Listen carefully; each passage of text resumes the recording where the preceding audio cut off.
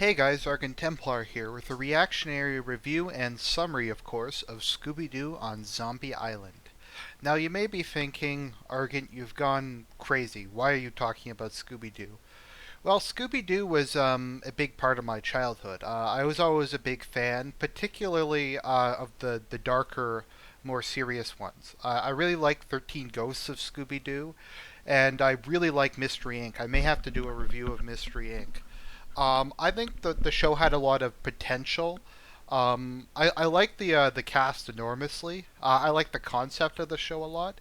It's kind of like a cartoon. For those of you who don't know it, it's kind of like a cartoon paranormal investigation show, and it would always turn out that the paranormal thing was like some guy in a suit who was trying to do a land deal or steal something or something like that. I think the show had a lot of potential, though. If they just made it a bit more serious and they had a bit more of a plot, which is basically what Mystery Inc. is, and I highly recommend Mystery Inc.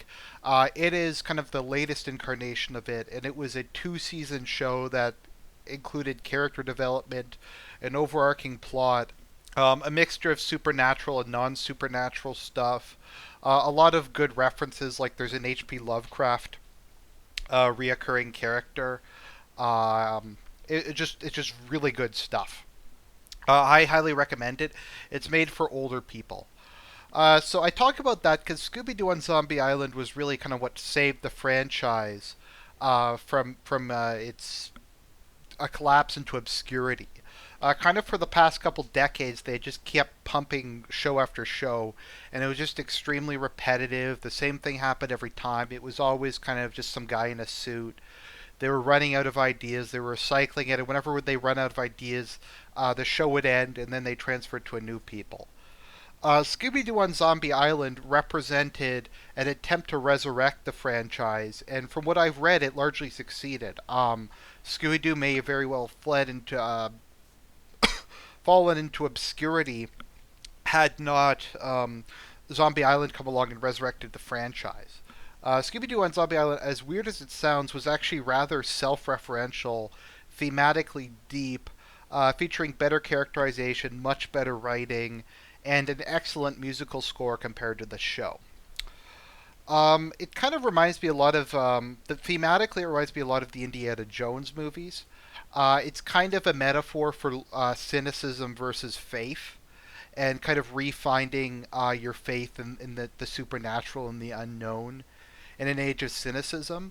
And I remember as a kid, when I watched this, I was about 8 or 9 years old, and I had started to kind of, as I was growing up, become more cynical and more just, etc. And I remember watching this and just it kind of having a very profound effect on me. And I've kind of thought about it a number of times over the years.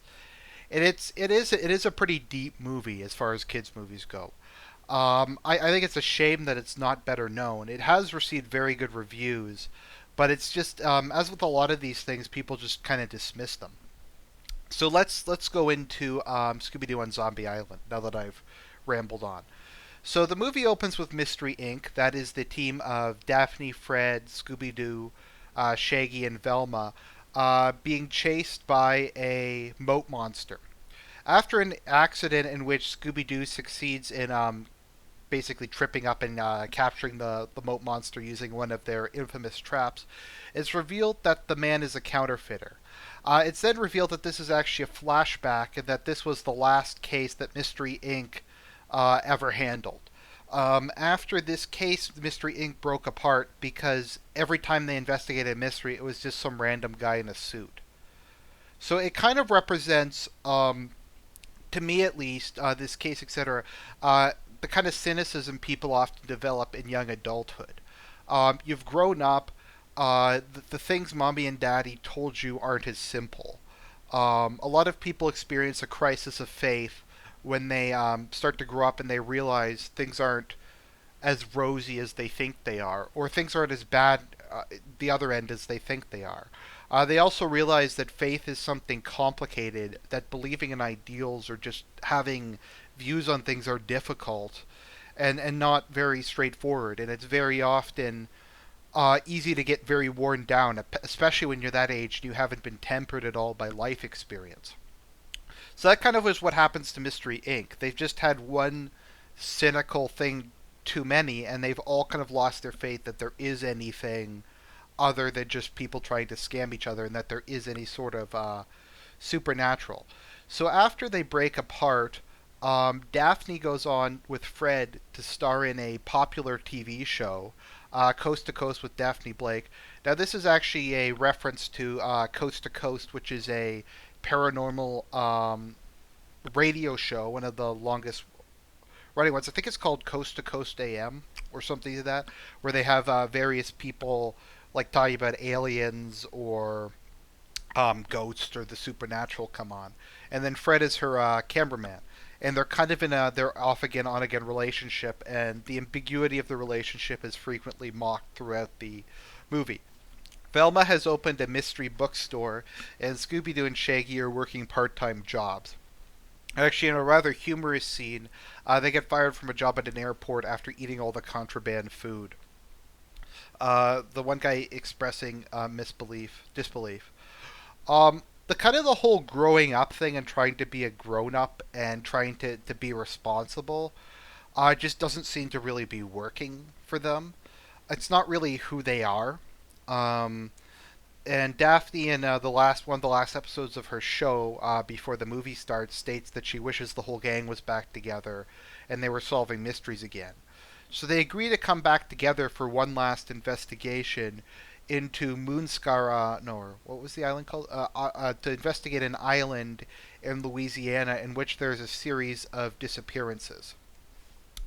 So they all get back together again, and this is kind of also a tribute for Daphne, and it's her birthday. So the gang get back together again, and they decide to go to the island.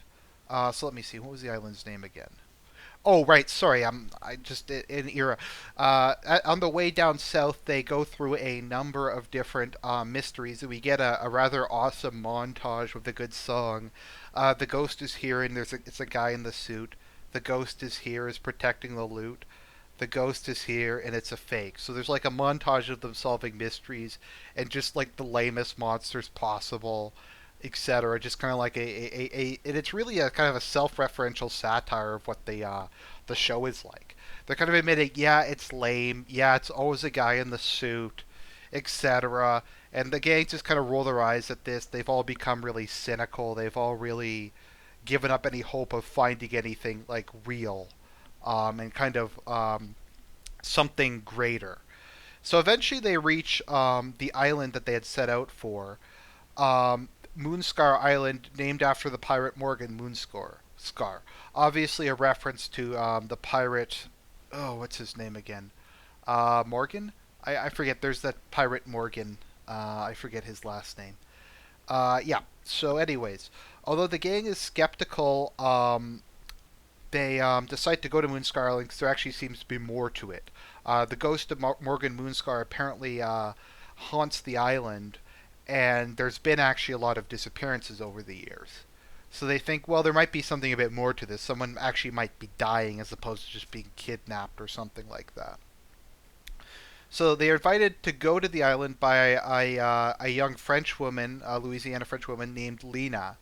Lena is a cook. She's kind of like a femme fatale, and she immediately starts flirting with Fred, who falls for her French good looks and her sexy accent, to the consternation of Daphne, uh, making fun of once again the ambiguous nature of their relationship. So they take a ferry to the island, which is run by Jacques, the island's ferryman. I just gotta say, I think Scooby-Doo and kind of Louisiana Voodoo is a really good mixture. Louisiana Voodoo, I don't think has really been used as a serious thing kind of enough. They did a good job of it in the Laura K. Hamilton books, and they did a good job of it in The Frog Princess to a certain extent, but I think Voodoo has a lot more potential as kind of a horror movie concept, taken a bit seriously and not just kind of like done in generic slasher movie. Okay, so they also meet a bad-natured fisherman who is sorry. So Jacques is the island ferryman, and he will be important later. So on the island, they meet Simone Lenard, a beautiful French American, and Beau Neville, Simone's gardener, and Daphne immediately starts flirting with Bew to Fred's disapproval, once again showing the ambiguous nature of their relationship. So the initial meeting does not go very well as Scooby starts chasing the cats of Simone, that is the owner. And there is a plantation on the island that doesn't really seem to be in use, but they do apparently create some of the best peppers in the world. And I think actually this is a reference to I forget if it's Tabasco or Frank's Red Hot that have a specific island off the coast of New Orleans that produces all their peppers, and it's like a guarded island that produces what's considered to be like the best chili peppers in the world. But anyways, so Shaggy and Scooby then kind of get kicked out and they go to eat some of the peppers, which they kind of eat like grapes, which is pretty funny. Um, they witness a mysterious writing stating "Get Out" appearing out of nowhere on a wall. The rest of the gang notices the writing, and Fred films Daphne and Simone talking about the writing for Daphne's show with his camera. All of a sudden, though, a wind blows across the wall, and "Beware" is also suddenly invented. So Simone explains to them that the haunting is starting, and that the ghosts get more restless after sundown. Indeed, Velma starts levitating for no apparent reason. Scooby helps get her down and breaks the fall when she lands on top of them. So they're basically just investigating the writing, and when Fred enhances the image of the writing, they see the ghost of Morgan Moonscar. Fred is skeptical, as they all are, believing it to just be a hologram. This is just kind of, once again, this is kind of self-referential. They're just cynical. They don't believe that this could possibly be real because it's never real. The thing is, though, about demons is just because you don't believe in them doesn't mean they don't believe in you. So yeah, so okay here. Um, so yeah, so basically, they start investigating it some more, and once again, they kick Shaggy and Scooby out because they're fucking useless. And Shaggy and Scooby pack some food for a picnic. Velma is looking around her room and discovers that on the wall there is a big painted sign that says Maelstrom, which was the name of Morgan Moonscar's ship. Simone, that is the owner of the plantation, explains that given the house's age, pieces of the ship may have been used in the house's construction. In addition, the pirate was rumored to have buried treasure under the island, which has never been found. Once again, as we'll see, this is the movie skillfully using misdirection. Because if you've watched Scooby-Doo at all, you're probably thinking, okay, we got someone pretending to be Morgan Moonscar to scare everyone off so he can find the treasure. That's what you would probably think is going to happen. Maybe like the gardener is Morgan Moonscar, or the ferryman or something, and he's scaring everyone off. But this movie really inverts expectations a lot. It is very kind of self-referential. So during the picnic, Scooby chases the cats again and falls into a hole. While trying to come out, he reveals a skeletal arm. Suddenly, a mysterious green fog shows up, causing the skeletons to transform into zombies. While running away, Scooby and Shaggy run into Bew and bring everyone back to the hole, which is, however, empty. A lot of people at this point in time seem to think that the zombie that chased Shaggy and Scooby was actually Bew pretending to be a zombie. And once again, we get the idea that he's pretending to be Morgan Moonscar's ghost in order to chase them off the island so he can search for the buried treasure. So let's see here. Seeing that sundown is approaching and the ferry does not run at night, the owner of the plantation invites them to sleep over at her house. As they are getting ready for dinner, Shaggy sees a ghost of a Confederate colonel in the mirror. Simone explains that the island was a temporary headquarters for a Confederate regiment during the American Civil War, and that they all mysteriously vanished. Later that night, Simone asks Shaggy and Scooby to eat in the kitchen. Let's see here. So basically, Shaggy and Scooby eat too many peppers, and then they rush to the lake to drink the water, which would probably give them doggy diarrhea, or whatever it's called. So the green fog shows up again and sinks into the nearby ground, creating an entire army of zombies. And this is one of the greatest scenes in animated history, as this massive group of zombies, and they have very good design of the zombies, very creative, very kind of realistic look of them. Um, And we get this like rock song. It's terror time again. It's just very good animation quality, especially for the late '90s. It's kind of this fun rock song. I'm very impressed with this movie, especially as a kid. I absolutely loved it. So I was just used to like this cheesy pop music, but then we get like this hard rock song. It's terror time again. So let's see here.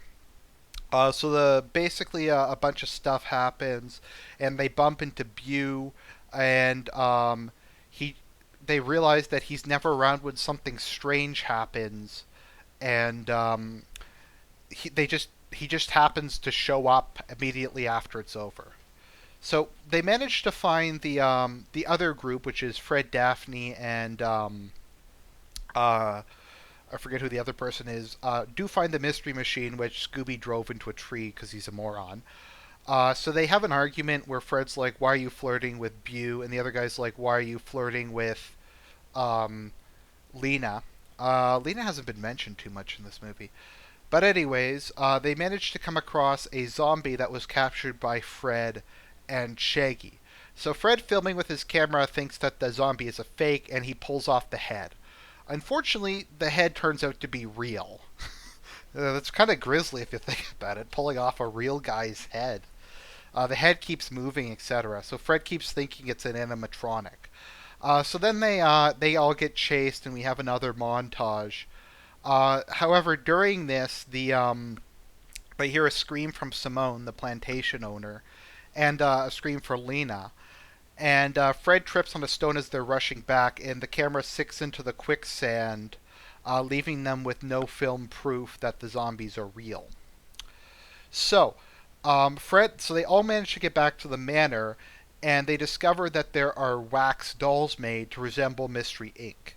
Um, Fred and Shaggy and Scooby play with these wax dolls, and it's kind of neat because like if they like throw the doll against the wall, it like throws the person against the wall, etc.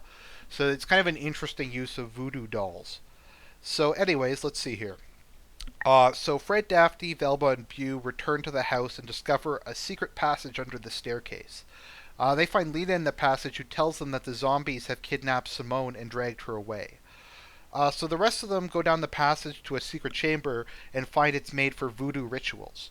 Unfortunately, Velma discovers that there are footprints of Simone's hills, implying that she was not kidnapped but walked down there of her own free will. They succeed in capturing Lena and interrogate her about what really happens. Simone appears, and she and Lena use the voodoo dolls to trap the gang against the wall. They reveal themselves to be werecats. Yes, werecats. Who drain the souls of their victims to stay who stay on the island every harvest moon in order to be immortal. So this is pretty dark because they actually kill people and drain their souls. And well, you can't really destroy a soul, but they drain their life essence at any rate to stay eternally young. And this is pretty dark for Scooby-Doo. And we got all these zombies, so they literally have killed hundreds of people and their corpses are running around. I mean, this is pretty dark. Um, so Shaggy and Scooby run into Jacques, the ferryman, and beg him to give a ride home. Unfortunately, it turns out that Jacques is also a werecat, and he willingly became one because he wanted immortality. So Simone reveals everything back in the chamber, saying that she and Lena were a group of French settlers who worshipped the cat god and came to the island to escape persecution by Catholics who probably didn't like the fact that they were worshipping a demon cat that ate people's souls. Bigots work that way. So one night during the harvest moon, while the settlers were celebrating their harvest, Morgan Moonscar and his pirates chased the settlers into the bayou where they were eaten by alligators and crocodiles. And yes, it actually shows this. Selena and Simone begged the cat god to cast down and curse the pirates. Their wish was granted and the pirates were killed, but the curse caused the two to become werecats permanently, requiring that they drain life forces to preserve their immortality. Um, so let's see here. Over the years, Lena lured more people to the island, and they gave Jacques immortality so that they had a ferryman to keep bringing them more victims. He would seek people out, bring them to the island, and they would kill them and use their life essence to remain powerful. So the zombies, including Morgan Moonscar, are the victims of the people they murder over the centuries, who reanimate every harvest moon to try and warn away visitors. And they were merely trying to warn the gang to leave to prevent them suffering the same fate they did. So the zombies are actually the good guys. The zombies are actually just trying to keep people away from the island, and they're bound there. Their souls are bound there until the curse is broken, because part of the curse is that they would suffer for all time. So they suffer as long as the two French women continue to live. So Shaggy and Scooby come back and they attempt to drain them. However, Velma and Daphne manage to steal a couple of the voodoo dolls and use pieces of hair and clothing from the wererats and create voodoo dolls out of them, and manage to subdue them until the time of the harvest moon passes. Having not consumed any, the werecats age hundreds of years in seconds, turning into skeletons and disintegrating. The zombie souls are finally free to rest in peace, and the spirit of Morgan Moonscar appears one last time to thank the gang for rescuing them. It's also revealed that Bew is an undercover police officer sent to investigate the disappearances of the island. He begins to flirt with Velma, and they let's see here. Buda agrees to guest star on the show and discuss the adventure, and Bew is kind of implied to have become Velma's love interest. Right before the movie ends, we see one of Simone's cats jump onto the ferry and scare the crap out of Scooby, leaving a question to whether or not it's been done. So, Scooby-Doo on Zombie Island. What can you say? It's an excellent direct to DVD direct to VHS movie. It's by far the best Scooby-Doo movie ever made. Not that the Scooby-Doo movies are anything really to write home about, but I think it really does a good job of inverting expectations. We expect the zombies to be evil. It's set up that Bew will be a zombie pretending to be Morgan Moonscar to scare them away, but as time goes on, it increasingly becomes certain that there is something actually supernatural going on. We see the group eventually kind of come some full circle from having grown up to coming to kind of a mature understanding of the supernatural. They kind of went from blindly believing in the supernatural to being cynical about it to kind of having an adult understanding of it, of understanding that evil does exist and that they have a duty to oppose it, but that evil is complicated, insidious, and it's not always straightforward. And evil takes many forms, be it demons, be it cat gods, be it just the petty evil of guys in a suit. The group also realizes that they belong together and that their vocation in life is to help others. And that really, that's just the way they are, and they kind of come to accept the roles and stop trying to be things that they aren't. Um, the movie, I just, as I said, it's very self-referential. It's actually fairly scary as far as animated movies go. It's just an excellent tribute to a great cartoon and to a great franchise. I highly recommend watching it. This is Argent Templar signing out.